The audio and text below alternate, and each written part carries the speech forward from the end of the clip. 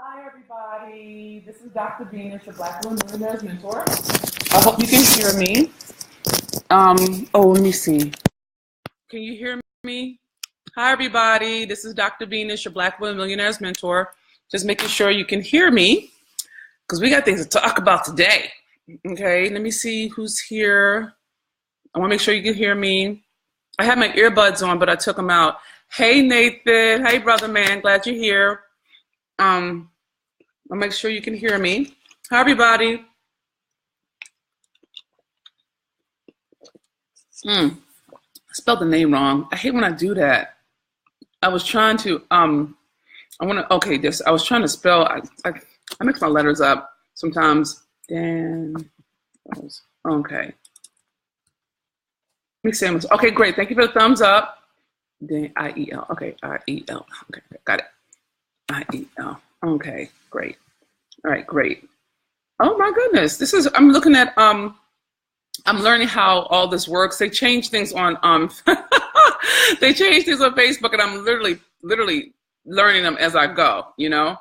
And it's stuff that I don't always know about that they do. You know, you gotta love them. You gotta love them. You can't be mad at them. But learn. Oh, thank you for the hearts. Oh, for the thumbs up. I appreciate it. But I wanted to reach for you because I want to talk to you about some things. It's kind of badass, right? And so let me see if there's anything else I want to put in here. Okay, saving it. Okay, for everyone who's new to me, welcome, welcome, welcome. I'm Dr. Venus, your Black Women Millionaires Mentor. And hi Sherry, hi Teresa. No, yeah, water. Please drink your water, right? And I want to give everybody love for being with me today. I appreciate you. I thank God for you. Thank you for being with me. We got something to talk about today. And for those of you who are new to me, let me tell you a bit about me so you're prepared for this walk, all right? My name is Dr. Venus. By the time I was 16 years old, I was living on the streets of Baltimore, eating out of trash cans and sleeping in urine and beer. It was my 9th grade math teacher, a Black woman, who literally saved my life. Thank you for the thumbs ups and the hearts. Love you. She taught me through her actions, through what I call her tangible support, that I wasn't a piece of trash. And she loved me through my bruises. And it's because of her love that I eventually graduated from Stanford University with a second master's degree and a Ph.D. I have 4 degrees. I took all the survival that kept me alive on the streets, turned it into a system that fast-tracked us to our first million in less than 3 years. We have done over 4 million in the last 5 years, and our clients have generated millions of dollars over the last 7 by using our proven systems, strategies, and programs. Okay, so that's my story. I'm sticking to it. I love Black women. I'm all about that, and there's no reason for you not to be a Black woman millionaire. And for the brothers who love us, and for our allies. Okay, I got all that in. Gotta tell you this before I start talking smack, is y'all should know that I curse, I cry, and I pray, sometimes in the same breath. If you are not about that life, you should leave me now, because I'm bound to say something that's going to offend you. It's okay. I will be insulting your survival to its face. No disrespect to you. I love you enough to say, look, I may not be your cup of tea. So let me protect you. I'm trying to protect you from my street. I'm bilingual. I speak fluent street, and I'm fully myself. You know, sometimes I get nervous and worry, and sometimes I don't, you know. But I promise you that I will always speak whatever truth there is that I have to speak in service of your highest good, okay? And you should also know that my wife's a woman, and I love her with every ounce of blood in my body. I love my wife. I love my God. I'm not giving either one of them up. And this is an inclusive space. So we have people from all over the world who listen. Thank you, everybody, for pushing my word out. Please go ahead and start pushing it out. Good evening, April. We have people, we have queer, we have white, we have Black, we have trans, we have Jewish, we have Polish, you know, we have a diverse group of people who listen to my word. So you want to be here in the spirit of love and partnership. If you cannot be here in that spirit, then you should leave us, okay? You just go away, all right? Because we will eat you, okay? My tribe will eat you, and then I will come for that ass. So let me just help you not go through all those changes, okay? All right, I got my disclaimers out early, so we're good, ladies and gentlemen. Let me talk to you for a minute. Girl, I am not one to gossip. Hear from me. I would never do that. I were, okay, I would have to start spitting word around this whole Stormy Daniels and marching for our lives. Now, let me set it up a little bit for you so you can get used to it, all right? If you're anything like me, you've been checking up on some things. You know that 60 Minutes dropped an interview with Stormy Daniels, who allegedly, I'm learning to say that, allegedly, had an affair with 45. And also we had the high school students. I love you. Just spill the tea, girl. I see you. The high school students, the babies marching, the biggest march in forever, okay? Big deal. Like, everybody came out. Jennifer Hudson was singing. Demi Lovato was singing. It was a big deal. And there was a segment. I want you to hear this. There was a segment of people. Thank you, Nathan. Love you. There was a segment of people who, and I want you to walk with me on this. So y'all got to walk this slow because I got to build it right, all right? So my ride or die chicks, feed me, all right? Feed me some hearts. Come on, I'm about to say some shit, okay? So I want you to check this out because it's profound and it's fair, okay? If you think about, I'm going to create a binary first. And someone scribe for me so people can check it later. I'm going to create a binary structure first, all right? And then I'm going to undercut it, all right? So let me show you what I mean. Let's take President 44 and President 45, all right? And y'all already know this, but get ready for it, okay? Hi, Theodore, glad you're here, Daddy.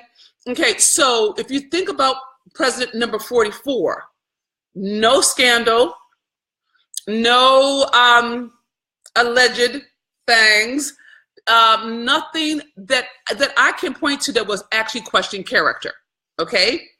Hold on to that, and parallel that to 45, all right? Then come over here to Black Lives Matter and March for Our Lives, okay? So there are two movements, and they're both, put them next to each other. Like, I wish I had a visual so I could put duh, duh, and duh, duh next to each other, okay? Now, here's the thing I want you to walk through with me, okay?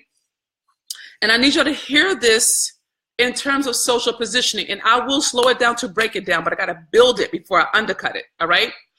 If you look at the way that President number 44 was positioned in social discourse in terms of how many times he played golf, you know, how much money his wife spent on her clothes, or how much money the baby girls, Sasha and their children, spent on gowns. I just want you to start looking at that in comparison to number 45. I'm praying to God I'm saying this right in terms of the numbers. 45 in terms of all the negativity. I don't want to put too much language on it because I don't want to presence it too hard for us. But if you just think about all the negativity, all of the questionable behavior, all right? If you look at that, then I want you to start looking at something. I want you to start thinking about it as a parallel structure. Just look at the parallels, all right? But notice the social position of the two, all right? Whereas President number 44 was always wrong, President 45 was always right, okay? And I want you to be very clear that there's a level of grace and understanding that's very, very, God help me say this. God help me say this beautifully, okay? There's a level of grace that is allotted for 45 that wasn't given to 44, okay? And so I want you to hold on to that for a moment because I'm gonna bring it back to social position in a moment, okay? But then check out Black Lives Matter and the way it's positioned socially compared to We March for Our Lives, how it's positioned socially, okay? Now, to be fair, all of it's fucked. Let's just get that out the way. So this is not about fairness. I'm not even in that. So please, that's not this conversation, but I want to show you something because if you learn this for your business, one, you won't be so mad. And two, you'll make your paper, okay? Thank you, Alvina. I shall speak. If I say something that pierces, type in the word holla. If I say something that resonates, type in the word preach. But if I say something like, oh my God, this chick is reading my mail, type in the word holla and preach, so I know I'm not crazy, and let me know what I said, okay? No, Nathan, you're ahead of me, baby. You're ahead of me. Don't be bothering me. Stop. Nathan, please slow down. But I want you to see this because it's important, because if you don't understand social positioning, you'll take things personal, and you'll lose your power because you'll lose your temper, and I'm not willing for you to do that. Your money is your best equalizer, okay? But I need you to see how it looks. So if you think about, I'm just going to, like Michelle Obama, they go low, we go high. And she said it beautifully. But I want you to notice something, that if you look at President 45, 44 and 45, and you look at Black Lives Matter and we march for our lives, I want you to know, if you look at those two examples, okay, that we are literally living through right now, okay, I need you to put your attention on the social positioning of it. I need you to think. I need you to think, not react. I need you to think, Black woman, to think, Black man, to think woman. I need you to think, because if you react, you will lose the race. If you react, you will lose the fight. If you react, you will lose your power, okay? Because it's designed a particular way to evoke a particular kind of sentiment that has you not think but react. And they're doing this right now, even with the military, with trans. Now, so of course, right after this big Stormy Daniels event, there's something released from the office, right? Hey, Martine, glad you're here, Obama. Okay, so what I want you to see is that it's all smoke and mirrors, baby. But let me show you how it works. So if you think about the social positioning of President Barack Obama compared to Trump, there was always this whole come up of proving yourself, validating yourself, right? Whereas with President 45, it's assumed that he's right and everybody else is wrong. Can y'all track that? Okay. Thank you for catching it, B. Okay. Now I want you to understand that historically, that has been the position of whiteness and masculinity and Blackness, period. Okay. Now I need you to hear me when I say this. I'm not talking about skin color. I'm talking about social positioning. Okay. And if you don't understand social positioning, you don't understand money. Okay, so when I say social positioning, I'm saying how you and I or anybody is articulated and circulated in public discourse that becomes real. Does that make sense? So if you say something enough times, people actually start to believe it's real even if it's not, just by virtue of it being in heavy rotation. Does that make sense? So if something's not in heavy rotation, it doesn't have what we call social proof. It doesn't have agreement reality. Does that make sense? So if you think back, if you just walk with me on this, if you go back to eugenics, or if you go back to Reconstruction, or let's go back to slavery, right? Let's just go back to something big enough to hold on to, okay? Okay, thank you, Thea, I love you for that. If you go back to slavery and you think about the whole notion of slave bodies, okay, African bodies becoming non-social beings, meaning no protection under the law, no recognition of humanity, 3/5 a man or a woman, person, there's a social position. Does that make sense? So if you're a non-person, then you have no right to speak. You have no right to declare. You have no right to claim anything, okay? So if you look at the social positioning, and I want you to hear this, I didn't say race. Now, I'm not suggesting it's separate from race, but I need you to see the marionette, right? If you think through it, the social positioning of President 44 was that of prove it, make it, overcome it. Can y'all check what I'm saying? It was always demonstrating good enough. Thank you for tracking with me, Nathan. Love you for that. Okay. And when you think about 45, it's assumed he's right and everybody else is wrong. That is a position in society that the white male body can occupy without being challenged until now. Okay. So yes, we can, Miss Joy. I see you, Mama. Now, if you hold on to that and you come over to the Black Lives Matter, and you look and you parallel it with Marching for Our Lives. One of the things I saw, because I was on Twitter checking up on it, just noticing the conversation and thanking God that the babies are marching, and I thank God for that.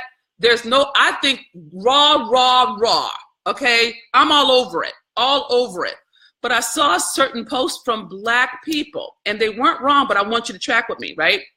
And the argument that they were posing was, how come, and this is a reaction, which is why I want to bring it to your attention, how come when it's white kids, it gets, all this support, but when it's a Black kid, it doesn't, okay? And to be fair, all of that's valid and it's true, but I want to show you something, okay? So that you don't end up being mad all the time, all right? Okay, thank you, Jack. She's picking up what I'm putting down. Here's the thing, ladies and gentlemen. The way that social positioning works is designed to create a reality out of half-truths. That's the nature of it. That's just the nature of it. Thank you, Lacey. I appreciate that. So when you look at any movement, anything that gets done socially, it's dependent upon what I'm calling social capital. We can get into that another day. But what I want you to notice is, and it's gonna sound fucked up, so I'm sorry. Let me apologize. I'm sorry in advance, okay? And I want you to know, I'm not talking about fairness. I'm not talking about equality. I'm not even talking politics. I'm talking about social positioning so you can actually start to navigate it instead of reacting to it, okay? I'm gonna say something, you're gonna have to walk with me. There is this philosopher, his name is Hegel. He has a theory called the slave master dialectic, okay? And it's a book he has, it's called Phenomenology of Spirit. It's about this big, it's one of my favorite books, it's amazing. He is, as far as I'm concerned, he's the best philosopher who's ever been. He has this whole theory, this whole theorem that states that in order for the master, it's gonna sound fucked up, y'all, in order for the master to know that he or she is a master, they have to have a slave, okay? Now, this stay with me, all right? So if you deal with a slave and master dialectic, you have these two different pieces, right? But you can't have one without the other. You can't have a top without a bottom. You see what I'm saying? Especially if you're going to queer culture. That is so clear in queer culture. You can't have a front without a back. You can't have a high without a low. Because without that binary, without those two pieces, then it doesn't exist. It doesn't exist. So let me show you what I mean. And this, again, I know this is gonna sound fucked up, so forgive me for my sins, because I'm about to say some bullshit that y'all have to love me through this, okay? We could not have, there's no way we would ever have had a Trump if we had not had an Obama. And you don't have to take my word for it. I'm gonna tell you someone who says it better than me, and he is save and not save, but good, very good, Nathan. I'm gonna tell you, I can't say, he's much more eloquent and he does not curse. His name is Ta-Nehisi Coates. He has a book called 8 Years We Were in Power. He says it better than me, okay? But I need y'all to check up on it. That brother is off the chart, brilliant with it. I probably should have put his shit up in here. But I want you to understand this. What he's pointing to is a binary. It's so brilliant. But if you don't understand that, you won't understand how come we're here. The same thing with Black Lives Matter. You cannot have a March for Our Lives without a Black Lives Matter, y'all. Shit doesn't happen. Now, I know it looks like it's one or the other. No, it's both. It's both and. It is not one or the other. There's no way to have a top without a bottom. There's no way to have a Trump without an Obama. And if you really check up on it, you'll see the binary. You'll see that it's all commingled in order for something to be born. Okay? Now, I'm not even saying you need to like this. That is not my concern. What I'm more concerned for you is that you stop getting upset because it feels unfair. Okay? This is what I would love for you to consider. Okay? And now I'm going to undercut it. I'm going to turn it. All right? I would like for you to consider something. That if you take it in, it'll give you some power in the face of all this change and upheaval. Okay? God help me. So in the face of, let me try it this way. Okay, how about this? I would love for you to take the case that you are God wrapped in flesh, that you are the Alpha and the Omega, the beginning and the end, okay? If you can take the case that you truly are God made manifest, then you can, there's two things you start to do. One is you start to realize all this shit is yours, okay? All of it, sun, moon, and stars, you hold it differently. And you also start to take the case that it can't touch you. Because if you're the beginning and the end, if you're the Alpha and the Omega, that means you're all. Do you see what I'm saying? When you're all, that means you're everything, which means you cannot not be nothing. Does it make sense? And that's not wordplay, that's not hyperbole. I just want you to understand the logic of social positioning. You cannot have a top without a bottom. If you take Black Lives Matter out the equation, you cannot have March for Our Lives. If you take President Obama out the equation, there never would have been a Trump. You see what I'm saying? It cannot be done. But you have to understand your power to understand that you're running this motherfucker and you don't know it. You're so busy reacting to shit, you don't even know that all of this is a function of your stand, is a function of your truth. And what happens when something is being born into existence, what it bumps into is life resisting it. It is almost the best metaphor I can give y'all. Sorry, fellas. This is the best I got. Is a baby being born, yet light and dark. It cannot not be that way. So if a baby's being born, that's a life or death struggle. That mother could die. You understand? And there are battle wounds, there are stretch marks. It's a bloody brawl for life. It is not a cakewalk.